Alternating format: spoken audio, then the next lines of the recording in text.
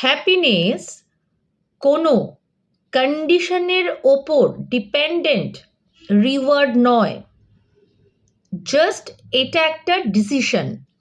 মানে এটা যদি হয়ে যায় তাহলে আমি খুশি হয়ে যাব, বা এটা পেয়ে গেলে আমি ভীষণ খুশি হয়ে যাব। এটা কিন্তু একটা ট্র্যাপ। জীবন অলওয়েজ নেক্সট চ্যালেঞ্জ রেডি রাখে।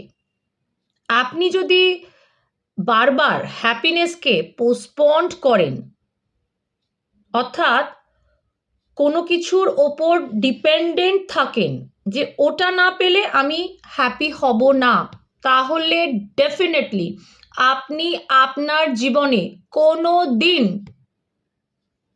খুশি হবেন না, কারণ সেই দিন আর আসবেই না। খুশি থাকা মানে জীবনে কোনো প্রবলেম থাকবে না এমনটা নয়। এর মানে যত প্রবলেমই থাকুক না কেন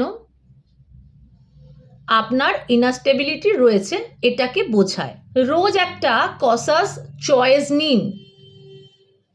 আজ আমি কোনো অভিযোগ না, শুধুমাত্র পিসকে চুজ করছি। ব্যাস, সিম্পল জিনিস। তাহলেই দেখবেন লাইফে হ্যাপি থাকার অনেক কারণ আপনি খুঁজে পেয়ে গেছেন। কি বুঝলেন?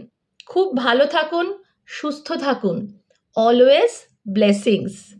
আমি পারমিতা দত্ত। আমার চ্যানেল লোটাস কসমিক রেস যদি ভালো লেগে থাকে তাহলে একটা লাইক, একটা শেয়ার আর একটা সাবস্ক্রাইব করতে একদম ভুলবেন না।